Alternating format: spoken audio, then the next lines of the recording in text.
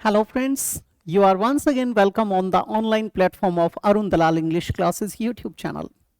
And today we are going to shift on our next exercise, next practice set based on the topic subject verb agreement or you can say concord यानी syntax. वाक्य विन्यास के ऊपर यहाँ पर काम करने वाले हैं हम. इसका जो 9th प्रैक्टिस सेट है ये थोड़ा सा इजी है. अब क्या था, पहले हमने जो किए थे, इससे पहले वाला 8th किया था वो मिसलेनियस एक्सरसाइज थी, उससे पहले किए थे वो प्रैक्टिस सेट वाले थे, और जो फर्स्ट है, सेकंड है और थर्ड सेट है वे भी मिसलेनियस हैं. वे इतने ज़्यादा फ्रूटफुल हैं, अगर आप उनको अकेले उनको भी पढ़ लोगे तो भी लगभग सभी को अटेम्प्ट कर सकते हो. तो देखेंगे एक बार, यहाँ पर काफ़ी आसान है ये. क्या कहता है बेटे, Statistics dash a technical subject and dash a part of commerce studies. अब यहां पर देखेंगे statistics dash a technical subject. अब ये एक क्या है, टेक्निकल विषय है. अब what is the technical subject? Statistics. अब ये सब्जेक्ट की बात आई है तो सिंगल यूनिट है. कुछ ऐसे नाउन्स होते हैं बेटा जो आपके लिखे जाते हैं प्लूरल में, होते हैं singular. For example mathematics, civics, politics, economics, civics, genetics, linguistics, ठीक है, इस प्रकार के होते हैं. वैसे ही आपका क्या आता है यहाँ पर, ये स्टैटिस्टिक्स आ जाता है. ये लिखा गया है प्लूरल में, है क्या, सिंगल यूनिट है. लेकिन अगर इससे पहले आप कोई पॉजेसिव एडजेक्टिव लगा देते या फिर इसके साथ आर्टिकल लगाकर वैसे पोजेशन में कोरिलेट करके बताते तो ये क्या हो जाता, तो ये अलग चीज हो जाता. तो ये बन जाता डेटा, फैक्ट्स एंड फिगर्स यानी आंकड़े. तो इन चीजों का आप ध्यान रख कर चलेंगे, ठीक है, ध्यान देंगे प्लीज. तो यहाँ स्टैटिस्टिक्स के साथ बेटे इज आ सकता है. क्या आ जाएगा यहाँ पर, is. And dash a part of commerce studies, और ये उसका एक पार्ट है, उसमें भी क्या आएगा बेटा, इज आ जाएगा. क्यों आया, ये एक सिंगल यूनिट है. बी एलिमिनेट हो गया, एम एलिमिनेट हो गया, वॉज और वर ये तो पास्ट के हो गए, गलत हो जाएंगे. अब इन दो का खेल था. अगर हम फैक्ट्स एंड फिगर्स की बात करते, डेटा की बात करते तो आ रहा था. अब ये यहां पर एलिमिनेट हो जाएगा. नेक्स्ट पे चलते हैं बेटे. A number of students dash caught copying in the entrance examination every semester. अब इसको समझने की कोशिश करेंगे. सबसे पहली बात, हम इसको ना देखें तो बेटर रहेगा. आप यहां पर who लगाकर पूछिए, who was caught copying in the examination. who was caught आया तो नंबर को पकड़ा गया या स्टूडेंट्स को. आप कहते हैं स्टूडेंट्स वर कॉट, तो स्टूडेंट्स हमारा क्या है, सब्जेक्ट बन जाएगा. इसका मतलब यहां पर इज नहीं आएगा, इसका मतलब वॉज नहीं आएगा. अब आर और वर आएंगे. दूसरी बात, जैसे ही हम इसमें आगे बढ़े, caught in the entrance examination every semester. अब जब ये आया, इसका मतलब ये तो रेपिटेशन को बता रहा है. पहले भी होता था, अब भी है, आगे भी है, ठीक है. कोई भी ऐसे रिपीटेड एक्शन आता है उसमें हम प्रेजेंट में लिखते हैं. आपकी जितनी भी कोटेशंस होती हैं, मैक्सिमम्स होती हैं, एडेजेस होती हैं, प्रोवर्ब्स होती हैं, सेइंग्स होती हैं, ये सारी किस में लिखी जाती हैं बेटा, प्रेजेंट के अंदर. वैसे ही यहाँ पर कोई भी रिपीटेडली कोई टास्क होता है, कोई एक्शन होता है, उसको किस में रखते हैं, प्रेजेंट के अंदर. तो ये वर्क कट जाएगा, क्या आ जाएगा, are. A number of students are caught copying. अगर यहाँ पर एक ही जगह पे होता the number of students dash very large. अब what was very large, number not students, तो वहां पर सिंगल यूनिट आ जाता. वैसे अगर इसको मैं खोल के बताऊं, अ नंबर ऑफ स्टूडेंट्स का मतलब है बहुत सारे, so many, a lot of, plenty of, ये उसको बताता है. और द नंबर ऑफ आ जाए तो इसका मतलब है वो एक यूनिट बन गया, एक बॉडी बन गया, उनकी संख्या. तो ये अंतर होता है. लेकिन उस अंतर को के पीछे पागल होने की बजाय मैं सिर्फ एक ही बात कहूंगा, जब कभी भी एग्रीमेंट का टॉपिक करते हो, वट या हु वर्ब के साथ लगाकर प्रश्न पूछ लिया करो, उत्तर आपके सामने अपने आप निकल के आ जाएगा. नेक्स्ट पे शिफ्ट हो जाते हैं बेटा.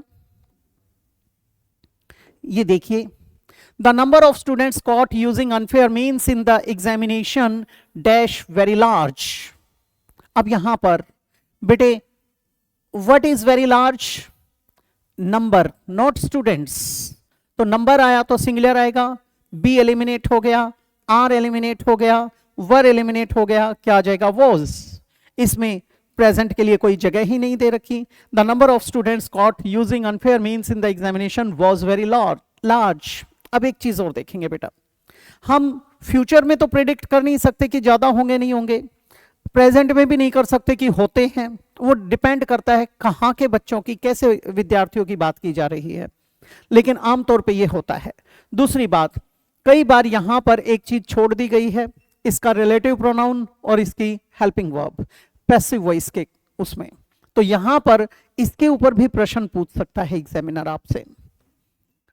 आगे बढ़ेंगे, आपका एक गाना आया था हेट स्टोरी का, ये उसी से रिलेटेड है, उसी को सुन रहा था तो उसमें से लिखा था I dash alive the reason dash you, who is alive, I के साथ क्या आ जाएगा am, I am alive. The reason dash you, what is the reason is you. ठीक है, जब यहां पर ये सब्जेक्ट बना तो हम क्या लगाएंगे, इज लगाएंगे, और यू को इधर रख देते, यू आर द रीजन आ जाता, ये लिखना पड़ता। तो आप हमेशा ये देखिए कि हम कैसे उसको कॉरेलेट करते हैं। आगे बढ़ते हैं, इसमें भी वही पूछा गया है, आई एम अलाइव, ये आ गया बेटा। अब इसमें यू सब्जेक्ट है, यू आर द रीजन, कारण कौन है, आप हैं। नेक्स्ट है बेटे, you dash the reason of my life. अब यहां पर यू सिंगुलर और प्लूरल दोनों में आता है, आप प्लूरल यूज करते हैं इसके साथ, बी गलत, इज गलत, एम गलत, वॉज भी गलत, क्या आ जाएगा you are the reason of my life. Next है बेटे, the reason of my life dash you, ये सारे के सारे उसी गाने से उठाए गए हैं। अब यहां पर ये रीजन हमारा सब्जेक्ट है, वैसे यहां तक से यहां तक ये पूरा का पूरा हमारा सब्जेक्ट है, रीजन को छोड़कर बाकी सारी चीजें इसका एनलार्जमेंट है। एक्चुअल क्या है, रीजन बी तो हो नहीं सकता, इज हो सकता है, एम गलत, आर और वर्ब प्लूरल हो गए, क्या आ जाएगा the reason of my life is you. Next पे शिफ्ट होते हैं, the boy and the girl dash to the same college.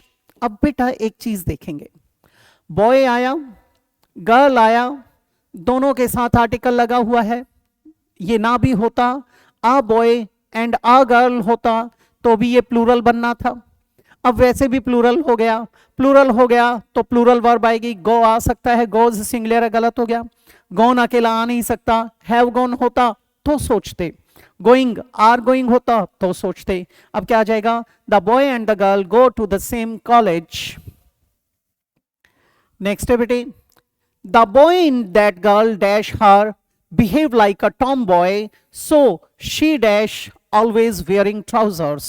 अब एक चीज देखेंगे, the boy in that girl, उस लड़की के अंदर जो लड़का है, ठीक है। अब हमारा सब्जेक्ट तो ये बना, ये सब्जेक्ट बना तो सिंगुलर वर्ब आएगी क्योंकि ये सिंगुलर है, मेक एलिमिनेट हो जाएगा, मेक्स हो सकता है, मेड हो सकता है, मेकिंग गलत हो जाएगा, ठीक है। अब यहां पर दोनों में से कोई भी आ सकता है, मेक्स भी और मेड भी, like a Tom boy so she dash always, always आया, उसकी आदत है, शी हमारा सिंगुलर सब्जेक्ट है, शी भी नहीं आ सकता, शी इज आ सकता है, एम एलिमिनेट हो गया, आर नहीं आएगा, वर नहीं आएगा। अब ये क्या है, ये हमारा प्रेजेंट है, ये प्रेजेंट है तो यहां पर भी ये आ जाएगा makes. The boy in that girl makes her behave like a tomboy so she is always wearing trousers. Next है बेटे आपका, the diplomat and the statesman. थोड़ी देर पहले एक लड़के और लड़की के ऊपर इसी प्रकार का आया हुआ था आपका वाक्य। जब यहां पर एक कंजंक्शन दे दिया जाता है बेटे, इससे पहले एक नाउन आ जाए, आगे फिर से नाउन आ जाए, जब यहां पर दोनों के साथ आर्टिकल इंट्रोड्यूस कराया गया है, इसका मतलब वो दो व्यक्ति हैं।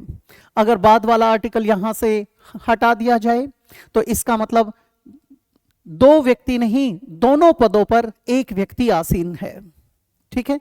अगर यहां दो बार आ गया तो वो दो व्यक्ति हैं, और ये आर्टिकल यहां नहीं दे रखा, इसका मतलब एक व्यक्ति है, पद दो संभाले हुए है। तो क्या आ जाएगा, the diplomat and the statesman plural हो गया, हैज तो गलत हो जाएगा क्योंकि ये तो सिंगुलर है, हैव आ सकता है, हैड आ सकता है, हैविंग गलत हो गया। अब यहां पर देखेंगे जस्ट नाउ, अभी अभी, अभी अभी कोई काम हुआ है तो क्या लिखेंगे, have arrived in India just now, ये बन जाएगा। ये थी एक्सरसाइज बेटे आज के लिए। मैंने क्या कहा था, बड़ी सरल सी एक्सरसाइज है, कुछ इजी आएंगी, कुछ काफी डिफिकल्ट आएंगी। इसी तरीके से हम डिस्कस करते रहेंगे, आगे बढ़ते रहेंगे। आपका बड़ा अच्छा प्यार मिल रहा है, बहुत लॉजिकल और relevant rational questions put up करते हो आप। इसी तरीके से पूछते रहिए, कोशिश करूंगा उनके टाइमली जवाब देने की। तो मिलते हैं अगली क्लास में, इजाजत चाहूंगा। नमस्कार दोस्तों।